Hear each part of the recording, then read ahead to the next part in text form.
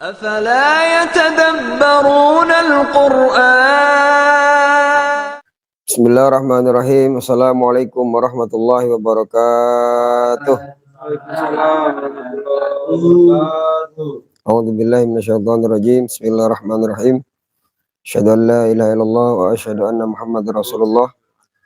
Astaghfirullahaladzim, astaghfirullahaladzim, astaghfirullahaladzim. La haula wa la quwwata illa billahil aliyyil azim. Bismillah, alhamdulillah, wassalatu wassalamu ala rasulillah Sayyidina Muhammad bin Abdullah wa ala alihi wa sahbihi wa man wala wa la hawla wa la quwwata illa billah. Qalu subhanaka la ilma lana illa ma 'allamtana innaka antal alimul hakim. Amma ba'd, para hadirin wal hadirat, saudaraku kaum muslimin muslimat sebangsa dan setanah air dimanapun berada, alhamdulillah rutinitas kita setiap hari Sabtu menjelang subuh mengisi hal-hal yang insya Allah bermanfaat dan penuh barokah, pembahasan atau pembacaan dari sebuah karya klasik tasawuf, memelihara hak-hak Allah dari Al-Harith bin Asad Al-Muhasibi. Kita kupas, kita baca, kita pelajari, dan insya Allah kita dapat mengaplikasikannya dalam kehidupan kita sehari-hari. Limpahan puji kehadirat Allah Subhanahu wa Ta'ala yang telah melimpah ruahkan nikmatnya, karunia-Nya kepada kita semua, sehingga kita masih bisa bersilaturahim. Mudah-mudahan kita semua selalu senantiasa diberikan kesehatan lahir dan batin, juga selalu berada di dalam lindungan dan naungan rahmatnya Gusti Allah Subhanahu wa Ta'ala. Salawat beserta salam senantiasa tercurahkan keharibaan junjungan kita, Nabi besar kita, Nabi Agung, Nabi Muhammad Sallallahu Alaihi Wasallam, yang semoga kita berharap dan memohon kepada Gusti Allah sehingga bisa menjalankan sunnah-sunnahnya dan kelak mendapatkan syafaatul utsma dari beliau, baginda Rasulullah Sallallahu Alaihi Wasallam. Baik, langsung saja saya akan bacakan. Qala bismillahirrahmanirrahim, kefarduan yang mesti didahulukan. Saya bertanya, jika saya telah menjaga hak-hak Allah Azza wa Jal dalam ide yang mendorong pada keyakinan hati dan ide yang mendorong pada kesungguhan dalam beraktivitas dan diamnya anggota badan, maka apa yang Anda khawatirkan terhadap saya setelah itu? Masih adakah kewajiban lain bagi saya? Dia menjawab, ya. Sesungguhnya Allah Azza wa Jal telah mewajibkan berbagai kefarduannya dalam kitabnya berupa teks yang tersurat. Demikian juga dalam sunnah Nabi Sallallahu Alaihi Wasallam. Sebagian besar teks tersurat itu menjelaskan kefarduan dalam bentuk yang umum, yang membutuhkan penafsiran dengan penjelasan yang terdapat dalam sunnah Nabi Sallallahu Alaihi Wasallam. Dia telah menjadikan sebagian kefarduan lebih wajib dari yang lain ketika berkumpul dua kefarduan. Dia telah memfardukan sebuah kefarduan yang mempunyai waktu yang terbatas. Jika waktunya lewat sebelum kefarduan itu dilaksanakan tanpa ada alasan, maka seorang hamba dikatakan orang yang membangkang kepada Tuhannya, karena tidak menunaikannya tepat pada waktunya. Dia juga telah memfardukan sebuah kefarduan yang mempunyai dua waktu, waktunya luas. Barang siapa menunaikannya di awal waktunya, maka itu sangat baik untuknya. Dan seandainya kefarduan itu dilaksanakan di paruh waktu kedua atau menjelang akhir, maka dia tidak dikatakan orang yang durhaka. Allah Azza wa Jalla telah mewajibkan agar kefarduannya tidak didapatkan dengan sesuatu yang dia haramkan kepada para hambanya. Dan kefarduannya tidak tersisihkan oleh amalan sunnah yang dimaksudkan untuk lebih mendekatkan diri kepadanya. Menjadi kewajibanmu dan para hamba Allah lainnya untuk tidak mengakhirkan kefarduannya yang telah dia wajibkan untuk didahulukan, tidak mendahulukan kefarduan yang telah dia perintahkan untuk diakhirkan setelah yang lain. dan tidak meninggalkan sebuah kefarduan karena bertujuan mendekatkan diri kepadanya dengan diganti amalan sunnah dan tidak juga dengan yang lainnya. Saya berkata, jelaskan kepada saya bagaimana semua itu. Kefarduan apa yang mesti saya dahulukan ketika kefarduan itu datang bersamaan dan apa yang mesti saya akhirkan? Apa saja kefarduan yang mempunyai waktu terbatas dan yang mempunyai waktu yang luas itu? Dia menjawab, jika dia mewajibkan dua kefarduan kepadamu, seandainya waktunya berbarengan, maka mulailah dengan yang paling wajib di antara keduanya menurut Al-Quran dan Sunnah. Seperti memenuhi kebutuhan ibu dan kebutuhan bapak, maka dahulukanlah kebutuhan ibu. Saya membuat contoh untuk persoalan ini dengan ibu dan bapak hanyalah agar tidak terlalu panjang lebar penafsirannya. Serupakanlah persoalan-persoalan yang serupa dengannya. Hendaklah seorang hamba mendahulukan kebutuhan ibunya karena kebaikannya didahulukan dalam sunnah Nabi Shallallahu Alaihi Wasallam. Dan ulama juga bersepakat untuk mendahulukan berbuat baik dan taat kepada ibu daripada kepada bapak. Begitu pula jika dia tidak mempunyai ibu dan bapak sementara dia mempunyai kerabat. Misalnya mereka tertimpa keperluan atau kesulitan yang mesti ditolong. Sementara kamu tidak mampu memenuhi kebutuhan mereka semua, maka untuk bersilaturahim kepada mereka secara bersamaan, maka mulailah dengan kerabat terdekat. Dalam hal ini ada sunnah yang berkaitan dengan persoalan orang tua dan kerabat.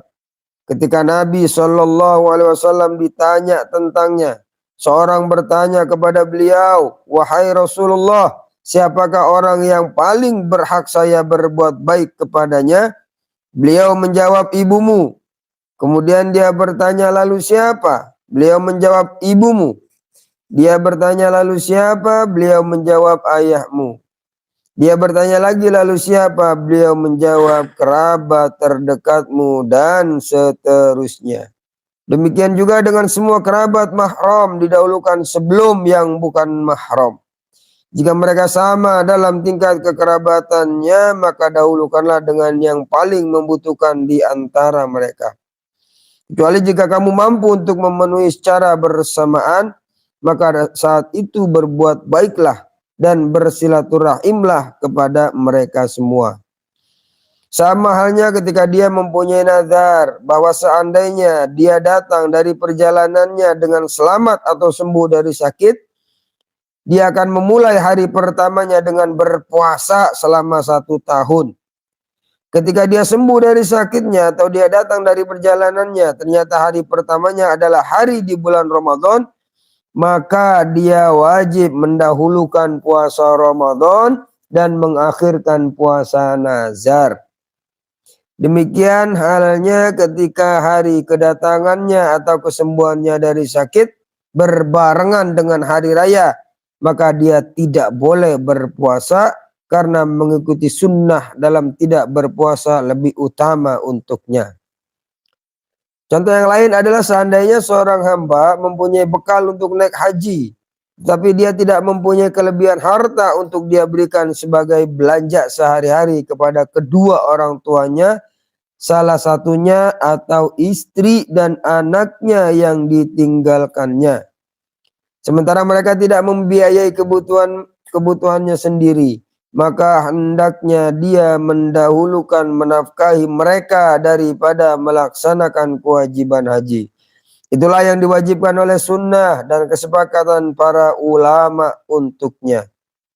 Demikian juga ketika seorang mempunyai suatu janji yang mesti dipenuhi, sementara waktu Jumu'ah telah tiba, maka salah satu dari sholat yang 5 waktunya akan segera berakhir, maka sebelum memenuhi janji, dahulukanlah sholat yang ditakutkan waktunya berakhir.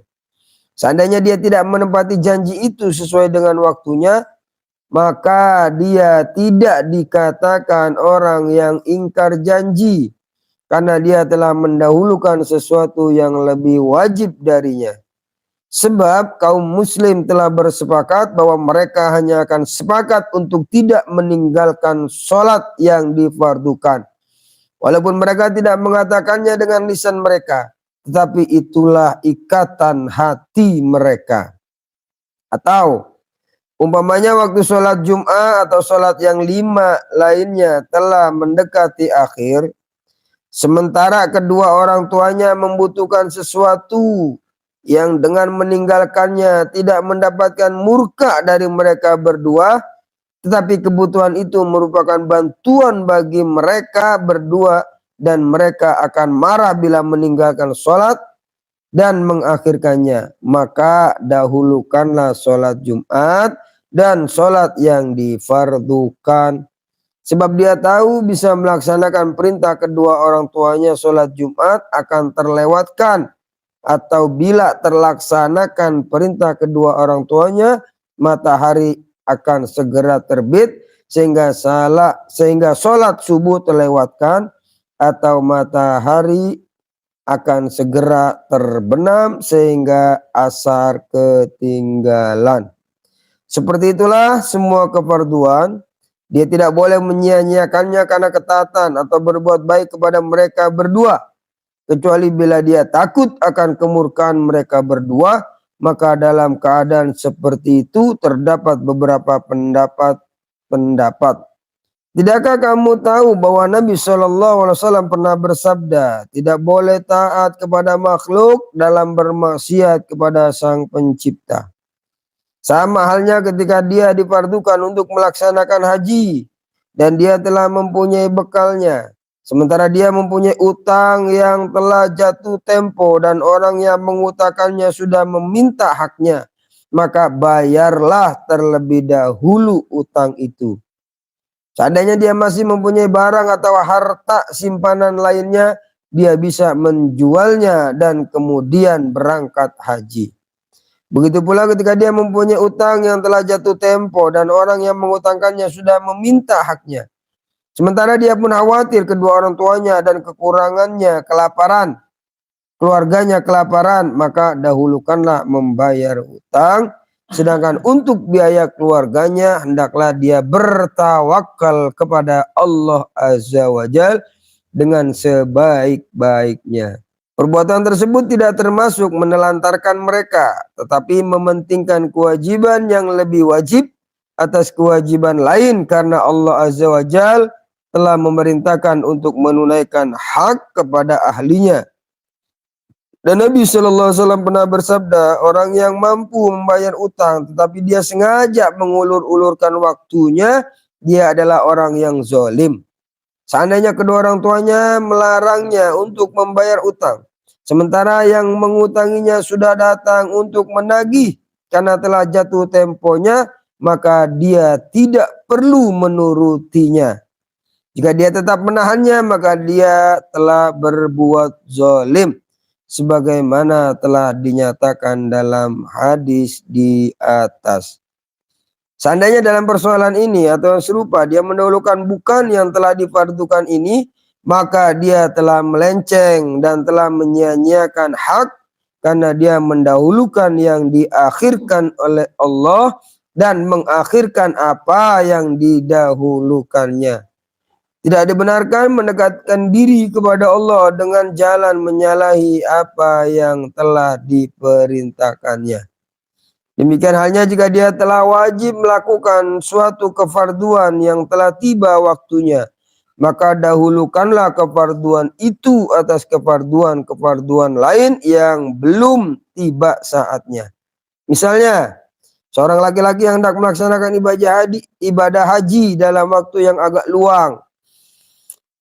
Kemudian kedua orang tuanya menyuruhnya untuk melaksanakannya menjelang akhir waktu haji, atau seperti sholat Jum'ah ataupun yang lainnya sebelum datang waktu mudayyak atau waktu sempit yang hanya cukup untuk melaksanakan kefarduan itu, maka hendaklah dia menuruti mereka dan mendahulukan kebutuhannya kecuali waktu yang sempit telah tiba. Seperti itu juga mengurus jenazah kerabatnya yang dia khawatirkan keterlambatannya, maka hendaklah dia mendahulukannya. Begitu juga dahulukanlah memenuhi janji jika dia tidak khawatir terlambat melakukan haji atau sholat. Sama halnya ketika dia mempunyai dua perjanjian, yang satu waktunya ditentukan pada siang hari, sedangkan yang satu lagi tidak ditentukan siang atau malamnya. Seperti ucapannya, saya akan datang kepadamu entah siang atau entah malam. Atau saya akan datang kepadamu tanpa menyebutkan waktunya kapan, maka hendaklah dia mendahulukan janji yang ditentukan waktunya. Demikian juga dengan sholat yang terlewatkan karena lupa atau ketiduran, dan sholat yang lain telah masuk waktunya, maka hendaklah dia mendahulukan sholat yang terlewatkan. Kecuali jika dia takut sholat yang kemudian itu akan terlewatkan juga, maka dahulukanlah sholat yang datang kemudian itu. Dalam hal ini ada perbedaan pendapat ketika dia takut yang datang kemudian itu terlewatkan. Apabila sholat yang datang kemudian tidak dikhawatirkan akan terlewatkan, maka yang disepakati adalah mendahulukan yang pertama. Sama halnya ketika dia melakukan perjanjian, sementara sebelumnya dia telah ada janji dengan yang lain, tetapi dia lupa pada janji yang pertama itu. Kemudian ketika telah berjanji yang kedua kalinya, dia ingat kepada janji yang pertama. Maka dahulukanlah janji yang pertama dan akhirkanlah janji yang lainnya atau kedua. Sesungguhnya Allah telah memfardukan kefarduannya. Dia telah mendahulukan sholat subuh sebelum sholat zuhur, zuhur sebelum asar, dan kewajiban-kewajiban yang lain pun seperti itu juga. Hal ini seperti ucapan Abu Bakar radhiyallahu an dalam wasiatnya yang disampaikan kepada Umar radhiyallahu an. Ketahuilah bahwa ada amal yang menjadikan hak Allah Azza wa Jalla di malam hari. Dia tidak akan menerimanya jika dilaksanakan di siang hari. Dan ada amal yang menjadi hak Allah Azza wa Jalla di siang hari, dia tidak akan menerimanya jika dilaksanakan di malam hari.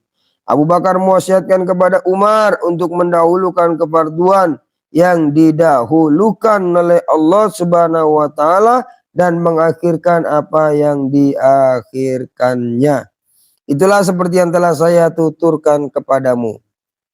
Jika dia sedang melaksanakan sebuah kefarduan, kemudian datang kefarduan berikutnya, maka sempurnakanlah terlebih dahulu kefarduan yang sedang dikerjakan dan jangan memutuskannya. Misalnya seseorang tengah melaksanakan ibadah Jum'ah atau sholat subuh di akhir waktu. Kemudian ada panggilan untuk mengurus jenazah kerabatnya. Maka hendaknya jangan memutuskan ibadah Jumat atau sholat subuh karena panggilan itu. Sempurnakanlah sisanya dan lain sebagainya. Akan tetapi ada beberapa hal yang para ulama berbeda pendapat.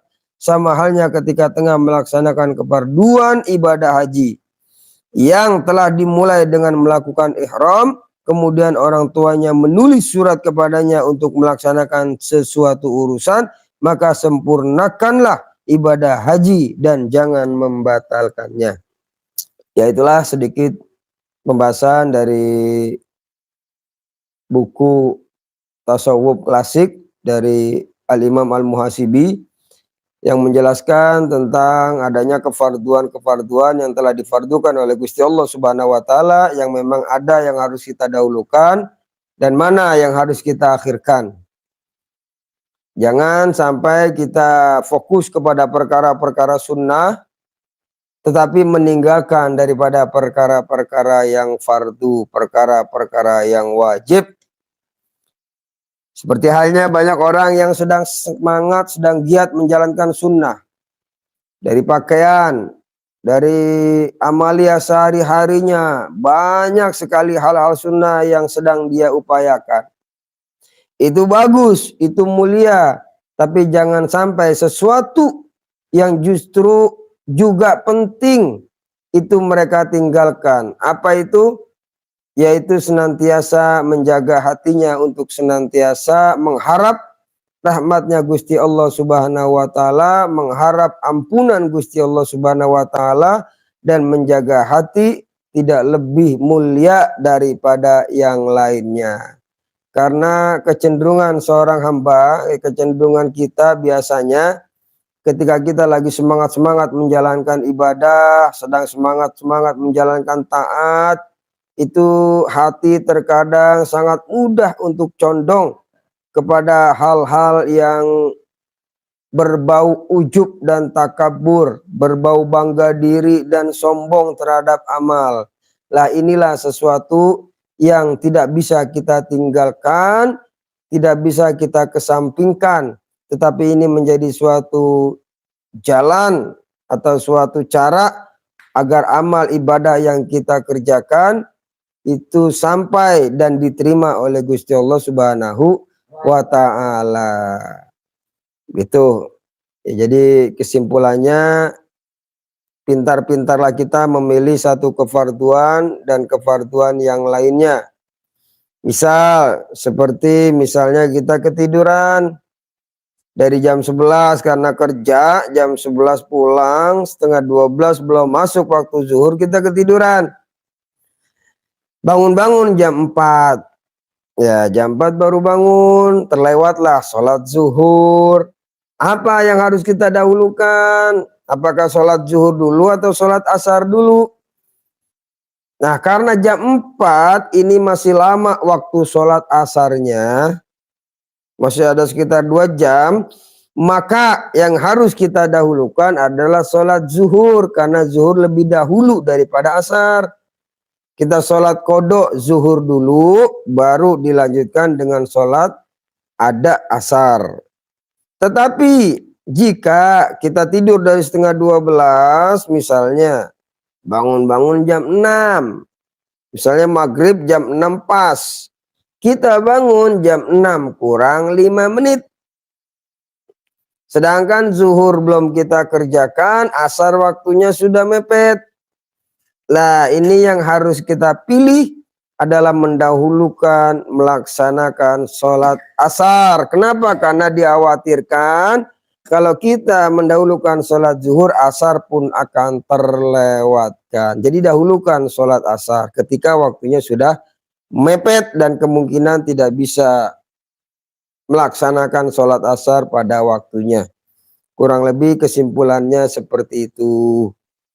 Baik, kita lanjutkan. Seperti itu juga memukul anaknya karena membela istrinya. Yang dia maksudkan untuk menunaikan kewajibannya yang merupakan hak istrinya itu. Demikian juga dengan amar ma'ruf kepada kerabat atau yang lainnya dengan cara menuduh tanpa bukti, mencaci maki dan memukul yang tidak dihalalkan untuknya. Dia menyangka hal itu merupakan bentuk marah karena Allah Azza wa Jalla. Sama halnya dengan menaati kedua orang tuanya dan memutuskan silaturahim. Begitu juga dengan bersuci untuk sholat. Kemudian karena dia selalu terkena kotoran atau khawatir terkena lagi kotoran, akhirnya dia merasa bosan. Dia mencaci maki kedua orang tua, istri atau pembantu, atau bahkan memukul mereka dengan sesuatu yang tidak halal untuknya, yang dia sangka hal itu sebagai bentuk marah karena agamanya. Jika seseorang telah melakukan sebuah kefarduan, kemudian muncul kefarduan lain yang lebih wajib, maka putuskanlah kefarduan itu. Misalnya, seorang tengah melakukan sholat, kemudian dia ingat bahwa dia mempunyai kewajiban sholat yang terlewatkan, maka putuskanlah sholat yang tengah dilakukan itu. Hendaknya dia sholat untuk sholat yang terlewatkan, kemudian sholatlah untuk sholat yang masih menyisakan waktu itu. Menurut sebagian ulama, teruskanlah sholat yang tengah dikerjakan itu dan tidak perlu disela dengan sholat yang terlewatkan. Ulama ini menyerupakan sholat tersebut dengan haji yang fasid. Ada sebagian rukun yang dilanggar yang terus dilangsungkan, kemudian membayarnya di tahun berikutnya. Akan tapi sholat itu tidak seperti haji, karena haji tidak mungkin mengulangnya pada tahun itu juga. kewajiban ihram tidak seperti aturan yang ada di dalam sholat. Ya, jadi ada berbeda pendapat. Yang pertama mengatakan ketika kita melaksanakan satu waktu sholat, kemudian di dalam sholat kita teringat bahwa kita belum melaksanakan sholat yang sebelumnya, maka yang pertama hendaknya kita langsung membatalkan sholat tersebut, tetapi lebih mendahulukan sholat yang tertinggal. Tapi ulama yang kedua mengatakan tidak boleh memutuskan sholat apapun yang terjadi. Lalu harus bagaimana? Selesaikan sholat itu. Setelah sholat tersebut selesai baru dilanjutkan dengan mengkodok waktu sholat yang tertinggal. Ya, kurang lebih seperti itu kajian kita pada kesempatan kali ini, karena sudah tarhim, sudah terdengar di masjid dekat sini. Baik, mungkin itu saja yang bisa saya sampaikan, saya bacakan dari buku sebuah karya klasik tasawuf memelihara hak Allah dari Al-Imam Al-Hadis Biasat Al-Muhasibi. Semoga kita mendapat keberkahan daripada beliau, salah satu ulama tasawuf. Kita mendapat kebaikan dengan membaca hasil karyanya dan juga mendapat kemanfaatan untuk kehidupan kita sehari-hari. Hanya ini mungkin yang bisa saya sampaikan. Mohon maaf atas segala kekurangan. Saya akhiri, wallahul muwaffiq ila aqwamit thoriq. Wassalamualaikum warahmatullahi wabarakatuh. Waalaikumsalam warahmatullahi wabarakatuh.